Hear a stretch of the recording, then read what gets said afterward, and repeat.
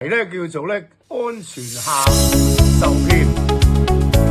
網絡安全啦，同埋資訊安全咧兩大題目咧，都係我哋現今嘅人咧呢個 AI 世代啊，係啦，會好上心嘅。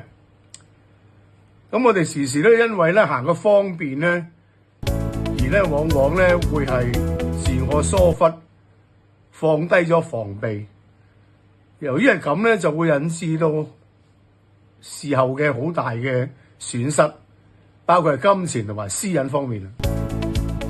喺呢個話題咧，順帶咧喺度提一提咧，就係話 Philip Sir 咧會喺10月份咧開一連串嘅防欺講座，就係啦。咁大家網友咧可以留意下日期啦。咁先嚟個 like， 再做個 subscribe， 再等陣喺後台再撳 link 入去。